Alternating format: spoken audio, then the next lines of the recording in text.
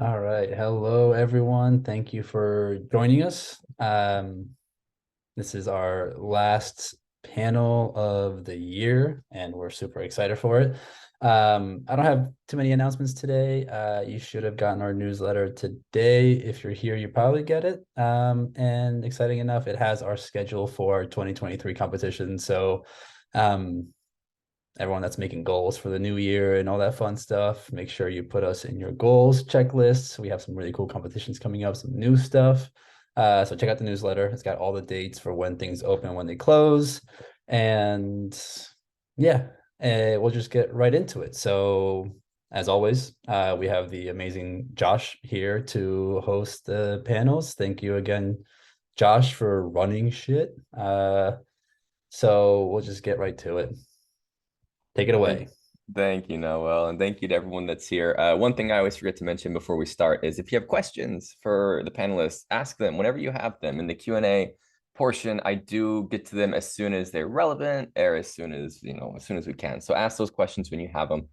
So today, as you probably know, we are going to be talking with Stephanie Phillips. Stephanie is an American writer known for comics and graphic novels such as Harley Quinn, Wonder Woman, Evolution, Batman, Legends of the Dark Knight, Sensational Wonder Woman, We Only Kill Each Other, and The Butcher of Paris, among others. Her stories and comics have appeared with DC Comics, Dark Horse, Oni Press, Top Cow, Image Comics, Heavy Metal, Black Mass Studios, A Wave Blue World, and more. She is currently the writer for the ongoing Harley Quinn series at DC Comics with artist Riley Rossmo. Stephanie, welcome aboard. Oh no, it's too many buttons at once. Sorry, I missed that cue. It's Okay, all good. thanks for having me. Of course. So we're going to get into your creative process and all of that good stuff here in a second, but I want to start with your starting comics. Do you have like a comics origin story, like sort of the first foray you took into this medium? Um, I mean, it's not a great one. I was in grad school, and I kind of wanted to do something else. Initially, I wanted to do video game writing. I interviewed for jobs. I made it really far into Blizzard, like an interview rounds. But it ended up being more of like a job for like an assistant to the writers, like getting people and I get like you kind of move up the ladder, but I was finishing a PhD and I felt like it was like a big step back to then take a job getting somebody coffee after like being a doctor. I was like, it just didn't, I was like, I don't know, it didn't feel right. Yeah, I kind of continued on that path. I became a professor at the University at Buffalo while I was like writing comics. I wrote a comic with my friend Man House, who's a really great horror artist, and we published it through Black Mask. It was a 4-issue series. We had made it, and Black Mask like wanted it. They put it out, and I kind of thought like maybe this will be the only thing I ever do. I'm just like I'm glad I did it. I'm glad my name's on something that feels kind of nice. And then I just kept getting asked to do more and more stuff. So I was a professor for like 2 years, and then I eventually had to quit around the time. I think they asked me to write Harley Quinn, and I resigned. I may have already resigned when I was asked to write Harley. I think I was doing too much. So I was asked to do Harley about 3 years ago, and that's probably about the time I resigned and just did comics full time. So yeah. That's a pretty good origin story, honestly. I mean, I don't know. It's kind of boring. Like, I feel like an origin story is like somebody really close to me died and got put in like a freezer, and now I'm like all out for vengeance, or I went to hell and made a deal with the devil. I don't know. Like mine's not so great. I mean, comics could be the devil. Like I may have made a deal with someone. It's not great. So I don't know. Jury's out on that one. What was your connection to comics at the time? Like, had you always been a fan? Were you always reading them, or was this sort of just a medium you were just now discovering? No, I liked him as a kid. I liked the Batman animated series, like every kid in the 90s. I was like really into that. Grew to love Batman and superheroes. So doing a lot of my creator and stuff is really fulfilling. I think both financially and like professionally, it's more fulfilling than a lot of the other stuff. But I don't know a lot of people that say like I got to comics because of that. Like there's a lot of people that are like I came to comics for Batman and things like that. And so I'm glad my name is next to these characters that I love, and I want to be able to do both and kind of balance those things. But I always liked comics, and it just kind of seemed like, I was like, yeah, I read a lot of comics. I'd like to have my name on one. And yeah, it was really cool getting to do that with Man at Black Mask as like our first series. And speaking of that, we have a question from the audience. How did you get your first comic published by Black Mask? I don't really know. Like, I submitted it, and somehow it made its way to Steve Niles, who was a partner at Black Mask. And I honestly don't know how it made its way there. Like, this is all very weird. Like, I'm not sure if it, like, I had emailed somebody. I may have had, like, I know I had, like, I call it an ash can. I think we had made like 10 pages that were fully colored and lettered.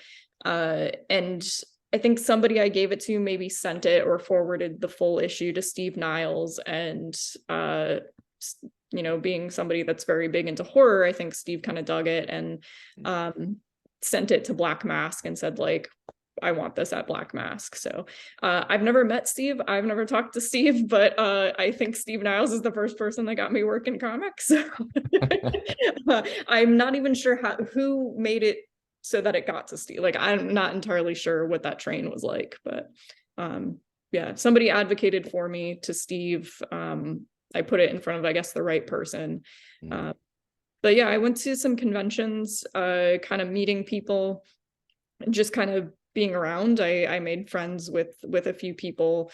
I think just sharing some similar interests. I went to a baseball game with Dan Jurgens at like one of my first conventions. I got like an invite to do this thing, and I was like, me? Like, I'm not sure why me. But you know, it kind of ended up being a few people who are kind of bigger in the industry that served as advocates for me at early stages in my career. How much writing had you done up to that point? Was that your first project that you'd put together and sent out, or had you done other things before and had like a sort of, I'm losing the word, portfolio? There we go. No, that was my first comic project. And I was mostly making it for myself because I was like, I like Man. I think that would be fun to work on. And kind of just did it. Yeah, I don't know. It was our first thing. And I think we got really lucky that it made its rounds that way, because again, it's even hard for me to sit here and be like, I don't know who sent what to which person. But then at the end of the day, the editor-in-chief of Black Mask came back and offered us a contract, which for an entry-level deal was like, yeah, I'm good with that. So one of the things I wanted to ask you about, which you brought up, is that you have a collection of pretty impressive degrees. How has that helped in your development as a creative? Has it helped your writing? When somebody argues with me, I get to say I'm a doctor, and it serves as no basis for anything. I am very dumb about many things. I think it stands for like pretty heckin' dumb or something like that, but it sounds impressive. And when British Airways emails me, all the emails say Dr. Phillips, which every time I get an email, I turn to my boyfriend, I'm like, it says Dr. Phillips. Like, that's what it does for me. I didn't need it to go into comics. I do think the field that I did a lot of visual rhetoric.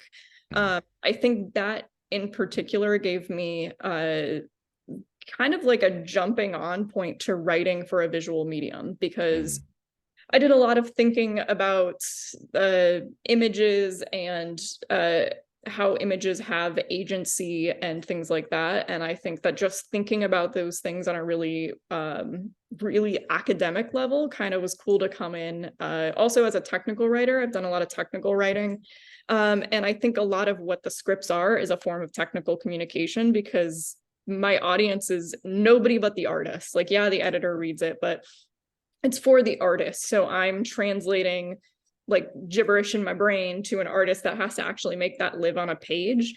And it needs to be done in a very particular way. And now I'm working with some artists currently at both DC and Marvel that don't speak English, and they're putting things in translators. So that changes the script as well. Like knowing, if I'm writing for Tony, I did a book with my friend Tony Shastine, and I would put in jokes. Like, we had a character being tortured and he was naked, and I would like find every way to say penis without saying penis. Like it was ridiculous. But I was like, I just want to make Tony laugh. Like, he's reading through the script, and But for the artists that I know are putting it in a translator, I am being really conscientious about not using colloquialisms.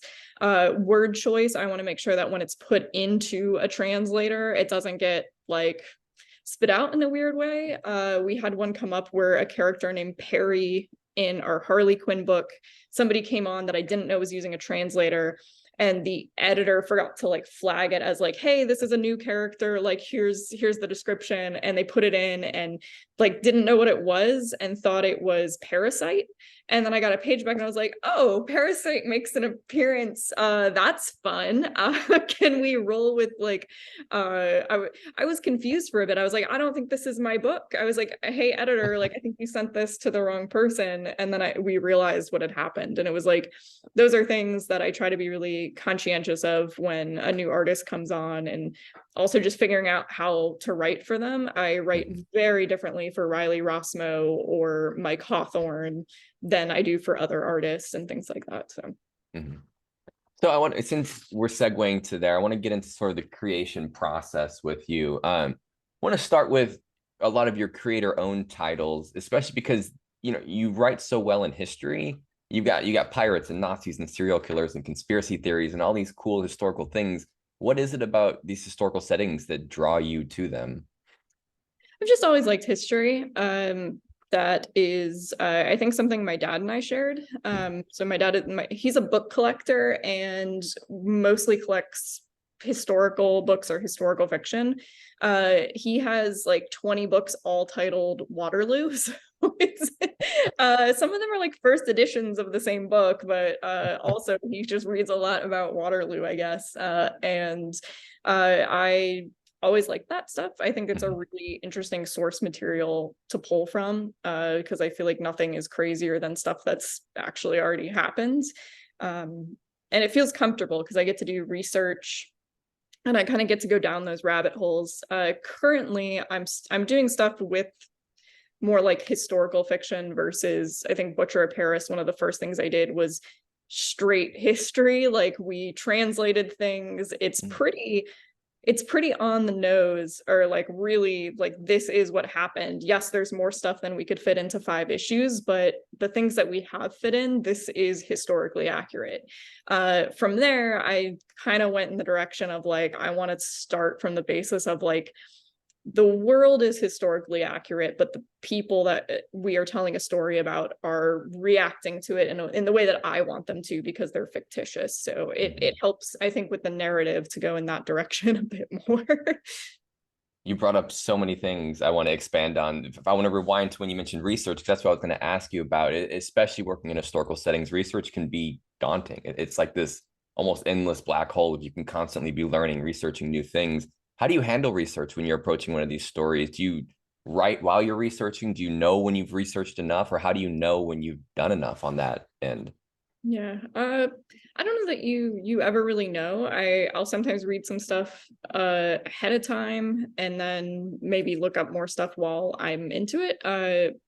I haven't really gone back to doing historical stuff in a while. So in terms of like researching with like Marvel and DC, there will definitely be characters that I don't know very well. So I'm still researching and kind of have it up as I'm going. So like I'm even 4 issues into something with Marvel right now. And today was a pretty like heavy learning about a character I didn't know very well. And kind of making sure I'm pulling from that and going through like old series and finding like every appearance that I can and things like that. So yeah, I mean, at some point I'm sure there are other issues with this character that I don't know and haven't read, but I feel comfortable in saying like, okay, I know enough to write my iteration of the character now. And like I feel like I know what voice I want to bring to it. So.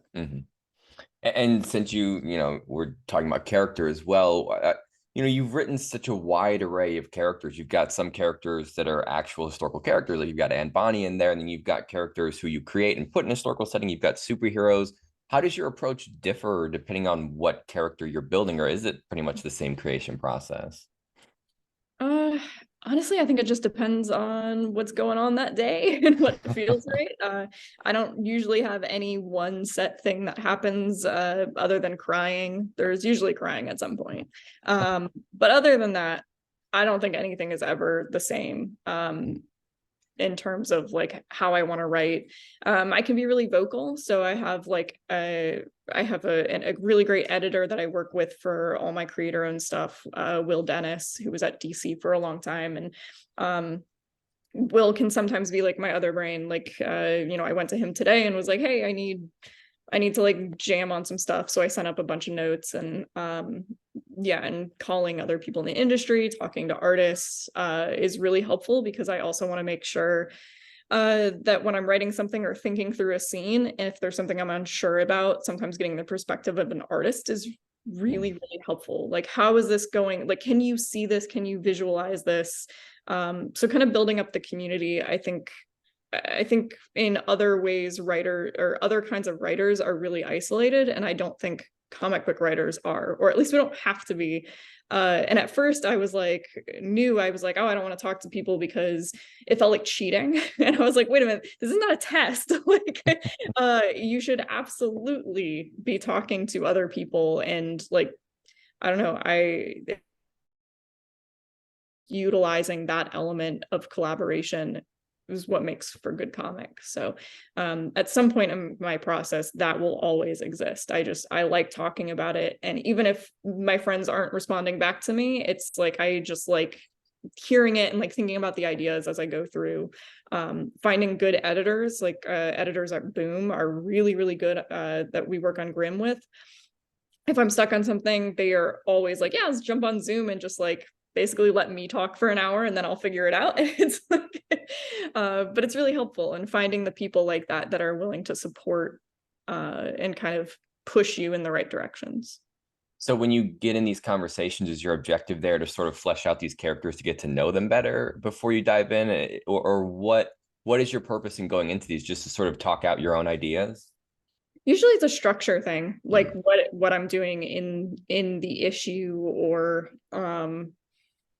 like I don't know, there's something in Rogue and Gambit where it was like, I'm kind of at this point where it's like, it can go, I have these like two paths that I could be taking it to resolve a certain issue that's happening, and I like both for different reasons. So I have like a pros and cons list of like, here's what it does to the characters to have it go this way versus this way. And so like first stop is always the editor for me, because this is the person that's like really close to the book. Along with the artist, I usually get to be really, really close with the artist I work with, because they are the person that knows the story just as well as I do. But also just having like a really strong network of people in my little comics group that sometimes I can just call up and be like, hey, these are the two things I was thinking about. And just off the top of your head, can you tell me which one sounds the most appealing to you? Like, and that's a really good perspective to have, because that's somebody that's actually not close to it who can just be like, oh, that one sounds really stupid and I don't want to read that. So that's helpful too.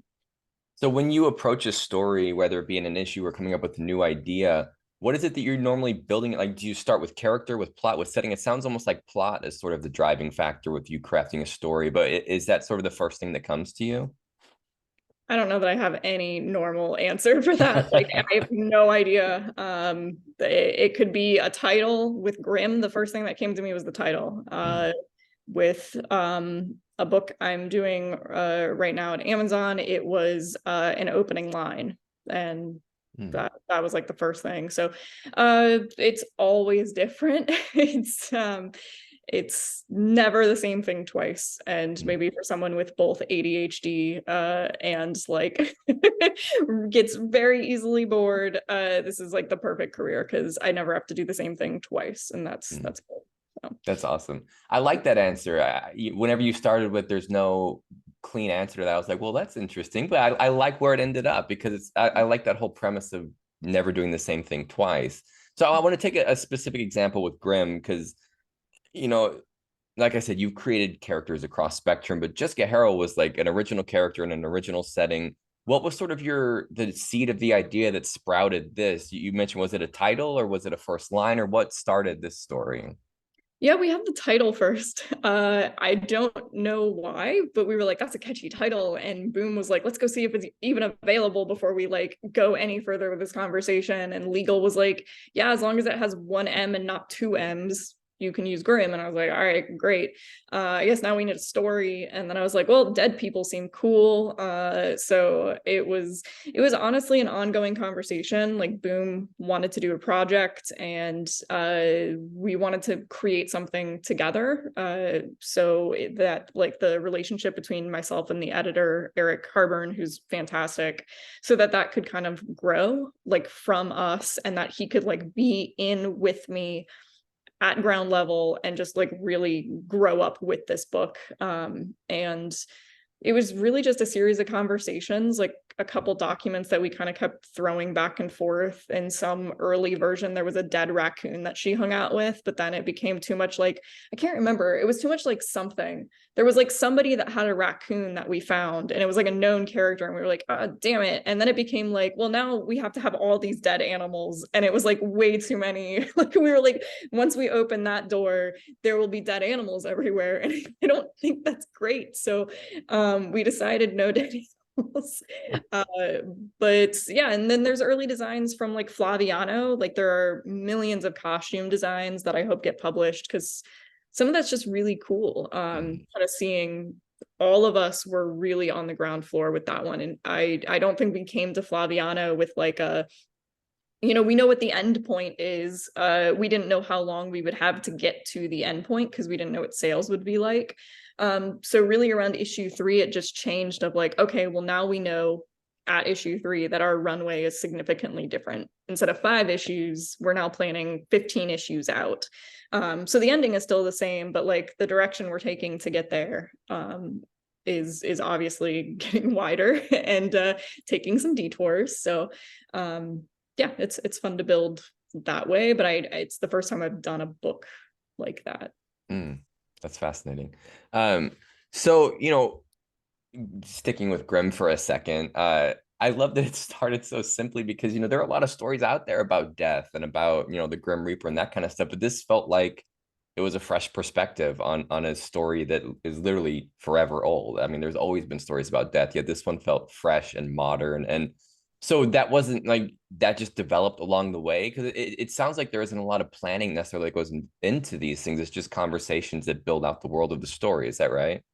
Yeah, I think so. And I mean, I think immediately the 3 main characters were really likable to all of us. So I think that became a pretty early hook, which is like, you get something different with each character. And, currently we're on an arc that I think features a lot more of Marcel. So kind of getting to see those characters grow a lot as well. It's pretty cool from our standpoint too, I think, as creators, to kind of be like, oh, we had this idea to take Marcel in this direction, or Eddie or something. But yeah, I mean, we knew if it was 5 issues, I know what the 5th issue would have been. So now it just becomes, I don't know, maybe it'll be like issue 50 when we finally reach that marker. I have no idea. So we'll see. But once we found out that world will get expanded, I think I sat down for like a few weeks and I planned out, I think we have a lot of arcs planned. So yeah, as long as people keep buying it, I think we'll get to keep telling it, which is nice. But there's a lot of stuff that's going to happen. And it kind of just became a story, I think, more about the 3 main characters, with death happens to be a part of it. And once I got into it, I was like, what I really want this to be is, it's a family drama. It's a family drama about death. Like, having a father you don't know kind of featuring into this, the evil aunt and stuff like that. So it's kind of got found family drama, but also just a regular family drama as well. So you brought up something I want to get back to, but there's something I want to bring up, which is you keep mentioning like this conversation, the community that you have around you, the collaboration. How I guess the question is, where did you sort of find that community, especially when you were first starting out? Because, now that you're out there, you have editors around you that you can call and sort of build these ideas out. Were you still in that same sort of process when you were getting started of having this group around you that you would talk through ideas with? And where did you find that community? I mean, it happens organically, or at least for me it did. I mean, I think I know other people that have like chat rooms where they talk to people, but for me it was just like, these are my people, my friends, and we happen to be in the comic community. I don't know, you know, I work a lot with Dave Johnson. I think he does a lot of covers for me. You know, Dave is the reason I think Butcher of Paris really got pushed through. And I think more than anything, it was like he did the covers for Butcher of Paris. So when I showed the book to the editor at Dark Horse who had agreed to look at it, I don't think he looked at a single interior page. I don't think he read anything. He wanted Dave's covers. They nominated him for an Eisner. He should have, like, absolutely, I feel like he should have won an Eisner for that. That was amazing. But I'm pretty sure that that's what Dark Horse looked at that and they're like, oh, we want that cover. Like, so yeah, I think people judge the book by its cover. But Dave really wanted to help me get that book looked at. So kudos, he did that. It absolutely did that. You know, having other artists like, you know, Cully Hamner, writers like Frank Thierry, that I can go to. They're just people that, even if it's not comics, like they are just my best friends. And I think that's really cool that they've been super supportive of my career as well. Especially since I think I'm at a different place on my career, since I haven't been here very long. So that's nice. But they grew organically, just doing things with those people, hanging out with them. And you know, I don't know. I don't even know how I met some of these people. It feels like it just happens. You know what though? I met Dave. We played video games together. We played online video games. And then he had moved to Florida, and that's how I met him. So yeah. You just preemptively answered a question which from the Q&A, which was, how did you know Dave Johnson? So good intuition I there. Him hardcore online. No, we had a mutual friend who's not in comics, and we all played online video games together. And Dave had moved like to Clearwater, Florida, and we just started hanging out and became friends early on. He's doing, my cat is knocking things over. I'm sorry. It's all good. I get on a Zoom, like he's slept all day, and I get on a Zoom call and it's like chaos. He's going to throw things down the stairs for a little bit, which is great. Oh boy. Yeah, I don't know. I think that's how I met Dave, and he's done covers for me ever since. He's doing a new set right now, which I'm really excited about because now he's dragging things. I'm so sorry. It's all good. Oh, he's special. So yeah, I think that's our Dave question. Gotcha. And then I want to segue into your work with Harley Quinn and with Wonder Woman, but I want to sort of get sort of that origin point of when you started, because I feel like Big Two is a goal for so many people, and it's something that you can't just sort of stumble into. Like, they have to come to you, it seems like. So, you know, how soon after getting your first work out there with Black Mass Studios did you start getting this work with Harley Quinn and Wonder Woman? It was Butcher of Paris. I know specifically an editor at DC had read Butcher of Paris, and I got an email from them asking me to, before the email, I think that editor had come by at a convention I was tabled at, and like just came up to me and was like, I read Butcher of Paris, and he was like, really loved it. And in my head I was like, oh, that's I mean, he didn't have to come up to me, like I get all of that, but in my head I was just like, oh, it's just lip service, which doesn't make any sense. Like, he could have just stayed away, he didn't have to say anything. But no, he loved it. And like 2 weeks later, I got an email from that editor asking me to pitch for an anthology. So I sent in some pitches, and he loved all of them and kind of just let me, he was like, we like all of these, you pick which one you want to write. I did Wildcat, which I did with Riley Rossmo. So we did a Wildcat short in, I think it was a Valentine's anthology. And that was my first work with them. I did maybe one more anthology, and then I was asked to do Future State. And then after Future State, I was just asked to stay on with Harley, and yeah, a few other things in there. Wonder Woman. They were specifically looking to bring in Mike Hawthorne over from Marvel. So we were kind of crafting something specific to try to entice Mike, which I didn't know Mike at the time, but it was like, you know, their hope was that I could pitch something essentially to Mike and be like, here's why you should come to DC, because we want you to draw this.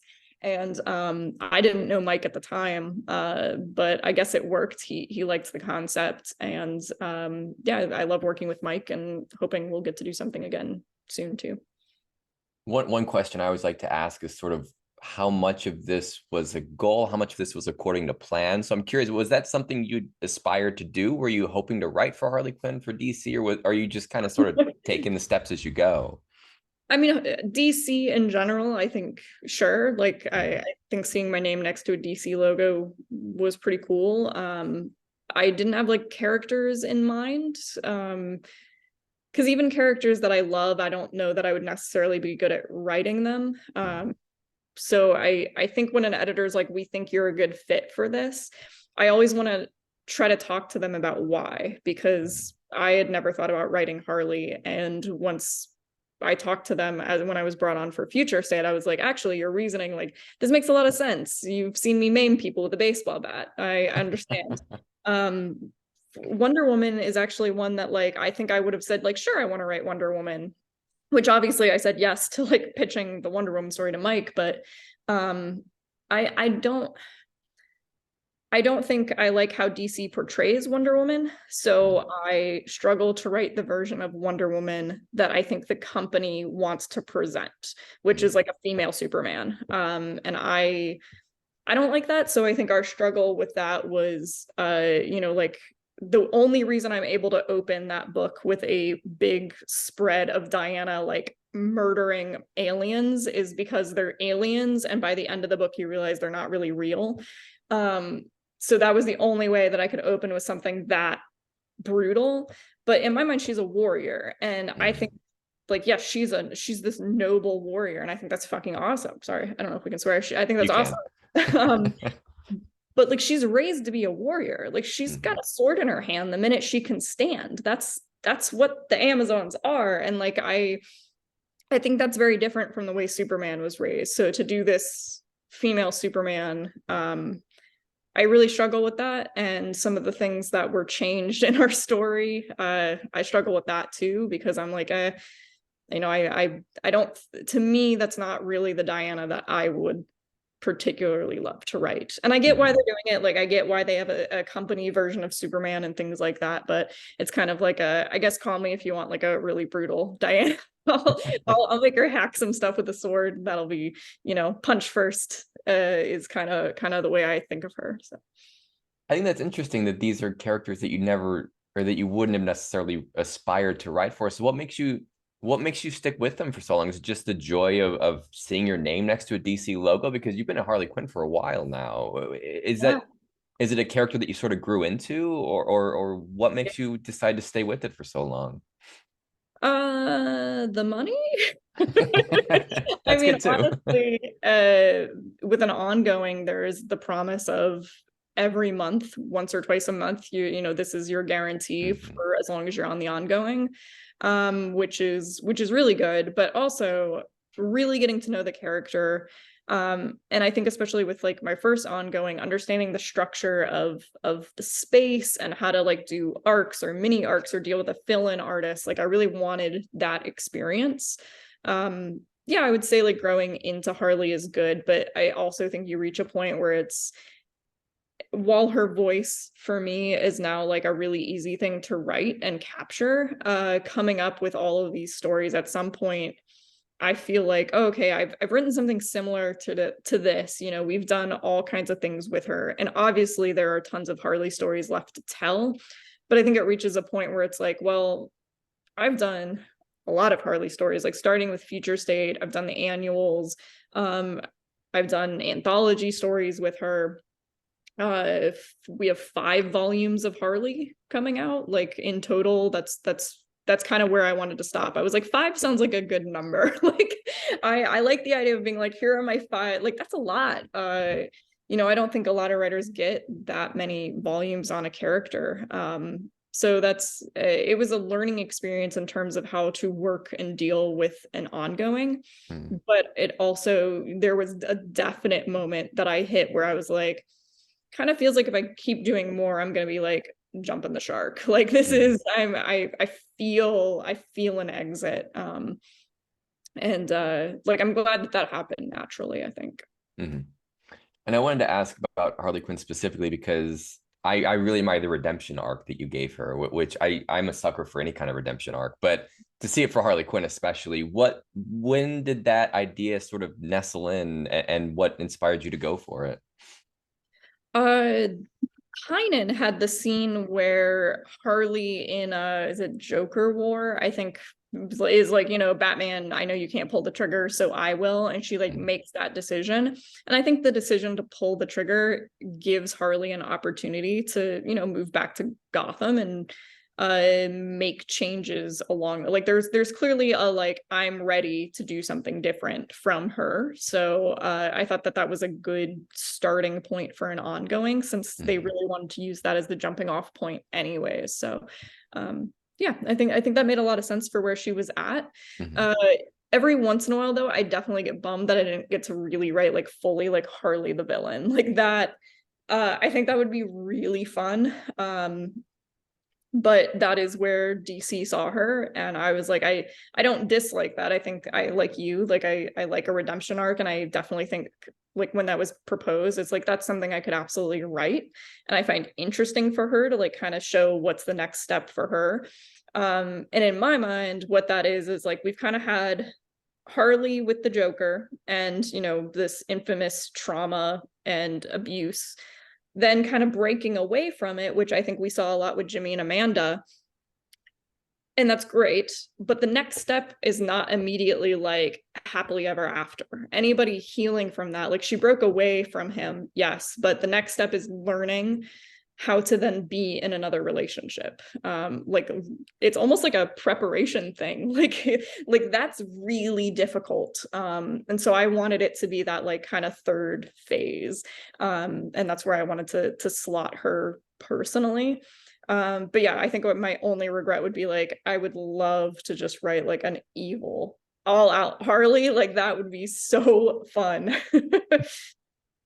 So I want to get to an audience question here. You've answered it a bit already, but does your writing process change for writing these big two characters versus your creator-owned properties? I mean, I assume DC gives you boundaries of stuff that you can and cannot do, but even beyond that, how does your process change? um don't give them anything that you don't want to not own ever. Like that is if you have a really good idea, don't give it to them. Save that. That's your creator owned. Your best work should be the thing that hopefully pays off in other ways down the road. And that's not going to come from properties that are 1000% owned by somebody other than you. Even if you create the thing, you're not going to get it. Like that's like maybe your name will be like, hey, you created this one day, and that's nice name on a Wikipedia page, I guess, if that's the kind of thing you want. But think about that idea before it goes into a book where you will then never take any ownership for it. So just like really think like if this is something that I really love and want to hold on to, can it be used somewhere else? And I think that's something that honestly goes into the decision-making process because you're giving it away. And that can be a tough thing when you like just give something away and then somebody's like, yeah, we've decided that we actually don't want to let you own any portion of this. That really sucks. Which happens. So you can still create something for these companies and try to get equity, and they have every right to say no. Even if it's already appeared in print, they can say no. So save those things. It is absolutely more of a corporate job. It is learning to play with somebody else's toys and then honestly having to put those toys right back where you got them from. The toys cannot be damaged. So I like breaking toys, and I am often told that if I break it, I must fix it. So everything must go back on the shelf with all the legs glued back on, which is kind of sad because I feel like you know, I think that's how characters can be seen as stagnant for such long periods of time is, you know, the company line is like, okay, your, let's say 12 issue series might take them on this like little journey, but by the end they will be exactly in the same spot as they were on like page 1 or before you ever touched the character. So the next person can pick them up and then go do the same thing. And I don't think there's anything wrong with that. Obviously, we love them. We keep reading them. I keep reading them. There's something really appealing about these characters and why they have lasted so long. But that process is very different versus something I'm writing right now for my own thing. You know, the character at the end is going to be so wildly different than she was at the beginning, like unrecognizable in every single way, and nobody can kind of lean in and be like, you can't do that to Superman, which is good and bad, right? Like, I mean, there are benefits to both. Like, you know, on the other hand, you get to make Superman punch somebody, and that's cool. Like, I don't know how that could ever not be cool. I love writing some of the Marvel characters. There's a really cool like cosmic universe that I get to play with Cosmic Ghost Rider. That's like getting to bring in guest characters there for our heroes to kind of interact with is really fun. It's like, oh man, I know this character, and there he is on the page of a book I'm writing, and it's like that's freaking cool. So you know, there's benefits to both, but you do have to approach them differently, because at the end of the day, one, you are hired to go and do something very specific, and the company has say over what you can do and what you can't. And the other, you should be the one that's really in the driver's seat. You mentioned something that I want to ask about. You mentioned how you're working on something now that's just for you. I with the character that's, you know, changed at the end. How do you sort of, you know, it sounds like you bounce around a lot between a lot of different projects. How do you sort of, I guess, balance the time, but also know when you're at your limit, when you have enough work, like, but also still indulging that creative side of you? Like, it sounds like there are a lot of forces at play here. Are you consciously like keeping track of it, or is it just sort of like a touch and go kind of thing? Yeah, I mean, it's kind of by feel. I could usually write like a script a week. I take sometimes a little bit longer than that, depending. Sometimes I take less. I don't know if it's like really heavily outlined. One of the books I'm doing at Marvel was very heavily outlined, like every issue before we got into it. So the first, well, at least the first 3 issues were. So then getting into and writing those first 3 issues, it's like, oh, well, these were all approved by editorial, so we kind of just got to go in and like build the puzzle until we got to the end, which was a little less mapped out because it had to connect to a bunch of other stuff that was like still in play, which is fun to kind of see that all come together. But in terms of the other stuff, I've tried to condense. My creator owned is pretty much at like 2 different places, which is helpful, having really only 2 editors that I'm dealing with outside of the big 2. So even though it's a lot of projects, it's just 2 editors and these 2 people who are like keeping everything together and organized for me. I've had interns and assistants at points as well, which is good and bad. I'm the kind of person that does like to do everything myself, so it can be really difficult to be like, hey, go do this. But I think I mentioned I'm working with Will Dennis right now, and it's like the first time I've really learned to let go. And I think that's because Will is possibly more competent than I am. Not possibly, he's more competent than I am. So it's like, and he knows, like, you know, if we need to go do something, he can go talk to everybody. He has great professional relationships. He can handle it, and I don't need to get in his way. It's really easier if I just shut my mouth and let Will do his job. So it's really, really good when you reach a stage, I think, where you have people that are able to take that stuff off of you. So my only responsibility is the creative stuff, which took a while to get to, and also just personally took a while to get to because I was so invested in all of that other stuff. But like, yeah, I want to work with companies that do all their own promo, because I'm not going to be a reliable source for that. I will probably not promote the thing because I will go weeks without looking at any social media and forget what day it is. I didn't know Grimm came out last week. I think Harley came out yesterday. I don't know. Maybe it didn't. I have no idea. Like, I don't know. I'm the worst. So thank God, like, somebody else has hired PR and can do those things. So I really just focus on the script that's in front of me and working on it until I feel good about it, or if I'm in a hole, going to somebody that can help me dig out of that hole. We have a good question here from the audience. Has any of your creator-owned properties been turned down after submitting them? And if so, how do you handle that? It's gonna sound really shitty, but no. I've had things maybe turned down from one company, but picked up by another. And I think in part it became because I like only did a couple of creator owned before going right to DC. And then it became like, okay, well now we want this name attached to things because it's also on Harley. And like I think there's just a reality of like the more stuff like that your name appears on, the more it feeds all the other facets, and vice versa. Like Grimm absolutely feeds other things, and Marvel feeds Grimm. Like it's a really interesting ecosystem. But yeah, I mean, I have had a company that like is still very invested in trying to work with me. I don't like their contracts, so I have like stopped pitching to them, but the two things that they turned down are at another company. But before they had turned them down, I did have offers from the other company, and the other company allows me to keep 100% of my IP, which is just always going to be the selection from me to keep it. So I was going in that direction anyways. The only other thing that was like really turned down, Butcher of Paris was going to have a follow-up, kind of, and that was Dark Horse was pretty invested in it, and then when the pandemic hit, it became like they didn't want to spend the money, and so they were projects that weren't super far into it. They cut a few different things.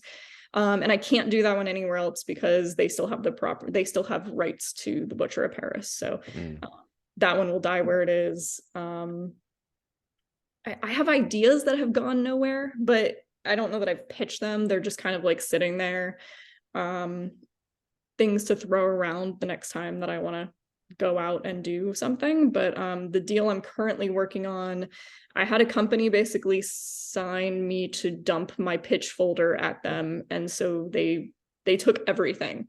So I've got nothing left, no ideas ever. There will be no more ideas. That sounded really great until I signed the deal and realized I had to write all of these things.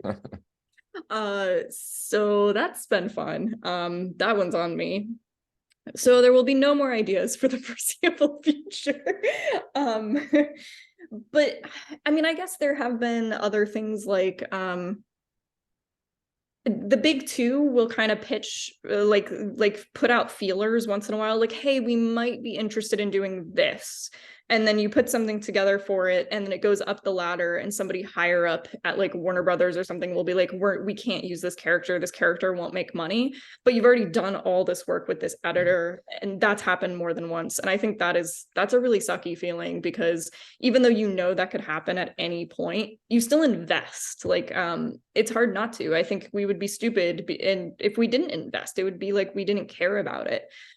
So there are quite a few things that I have that I'm like, the fact that will never come to light because somebody at Warner Brothers thought that this character can't sell books, it's like, that's soul crushing, because then all of a sudden I'm like really invested in this character and the story and the artist that we brought on board to do like pitch pages for it, and then it got killed, and that's sad. That's absolutely happened more than once, and it's yeah, that one is probably one of the worst feelings, because you get really excited about like, that's a character I could really see myself getting into, and to do the pitching and talking with the editor about it, like you get more and more excited, and then somebody in a suit is like, women don't sell comics, and it doesn't have Batman, we can't sell this, so that sucks. In terms of dealing with it though, which I think was like the major part of that question, whether it's like you're putting out a book and maybe you're not happy with it, or you get bad reviews or whatever it is, every Tuesday and Wednesday is a new comic book day. Every single person winds up in the back issue bin, like you always do. After 1 week, you're back there. So I mean, I think I think keeping in mind that like you always get another shot, because there will always be another month, and comics come every month. They come every week, which is like awesome. You get another shot, and there are other characters, and you know, there will always be changeover. The suit that doesn't think certain female characters will sell books at the big two, which I'm not going to put that on Marvel. Marvel does, I think, a really good job with that. Well, that sounded shitty. It sounds like I just shit on another company. I didn't mean to do that. I wrote Harley Quinn. They have great female characters. There is one character I wish they would give more love to, but that person will be gone probably before I am. Like the people that are telling you no, I'm guessing you'll outlast them. Like the creative teams tend to outlast the suits. There's so much changeover editorially and in publishing. Like people move all over the place. Keep those contacts, keep the people that you know you like working with, keep in touch with those people, and look for those opportunities, and get to a place where, like, you know, like Grimm was built with Eric at Boom. That was not something I pitched around to anybody. That belonged to Boom. That was our thing that we built in-house at Boom. Which was a really cool way of doing that. And soon I think you'll find the people that invest in you. You know, early on I did bake-offs for characters or things like that. And I think I learned really fast that I'm not going to do my best work. And either I take work away from a fellow freelancer, or I have work taken away from me as a fellow freelancer after investing in it. So I'm hoping we do away with those. I've recently refused to do a few of those, which might be a really stupid decision because it was some cool shit, but I was like, I am not compromising on that one. But those opportunities, every time I say that, where I'm like, oh, maybe that was stupid to not take that opportunity, there's always another opportunity, whether it's creator owned or a mini series or a new ongoing like Cosmic Ghost Rider or something. Like those are cool things that, you know, they're always going to be making comics. Don't go away. If you're told no, don't go away. You'll probably outlast the person that said no. So our audience has a lot of good questions coming in. We have another one here. Have you considered working for or pitched to larger, more traditional book publishers, or are you sticking to the direct market? I'm not sure.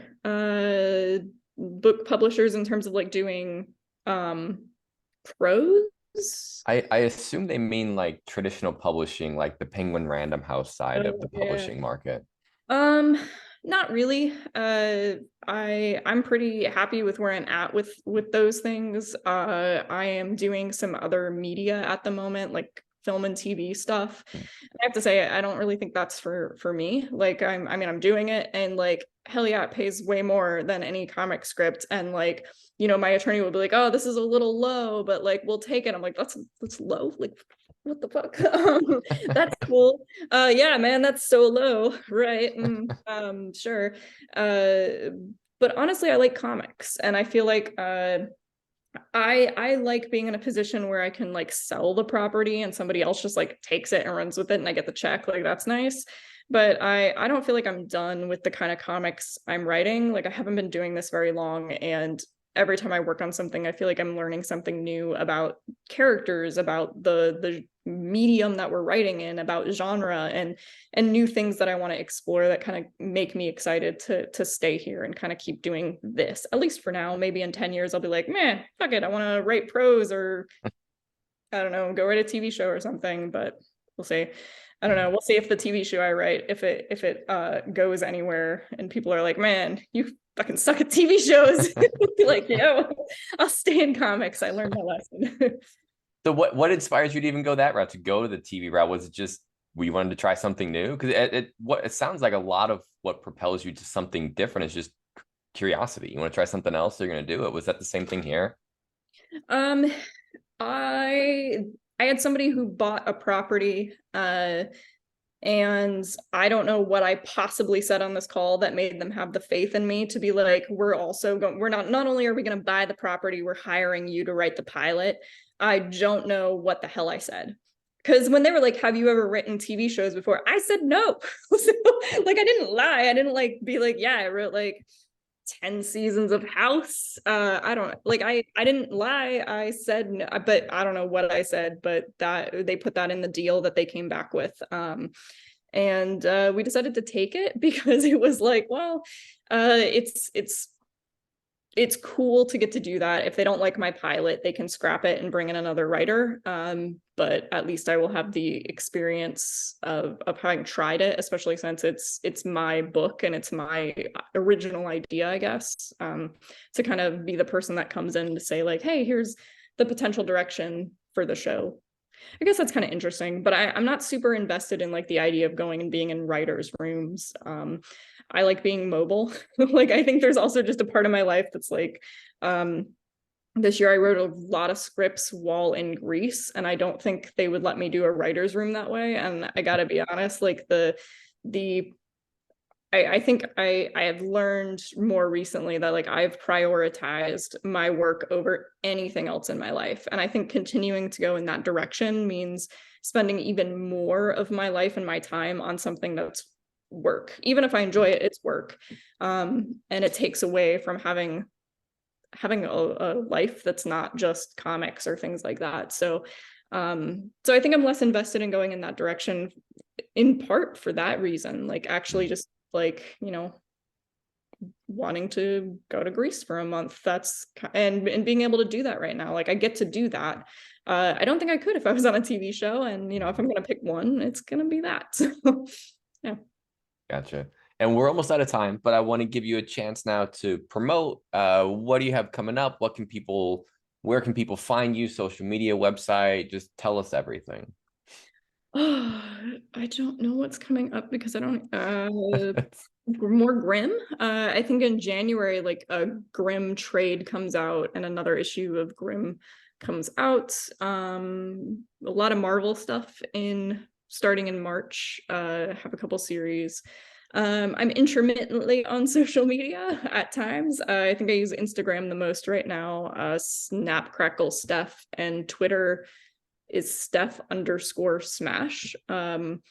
When I remember those things exist, I get on them and I make some PR coordinator very happy because I retweet something. So yes, I feel them smiling when I hit a retweet button, or else my inbox will be like, hey, did you see that we tagged you in some? Maybe, I don't know. I don't know. That's fine. So yeah, I'm on those. And I will try to post the stuff that I have coming up on that stuff. Yeah. Awesome. Thank you so much, Steph, for taking the time to do this. We really appreciate it. We rounding off 2022 in a good in style. So we appreciate you coming on and taking the time to do that. To all of our listeners, thank you for being with us. We're going to be back January 4th, I think, is our next panel. So you can go to negativespace.com/events to sign up for that. And thank you all for being here. And Stephanie, thank you again. Yeah, thank you guys for being here. Of course. Yeah. So we'll see y'all next year.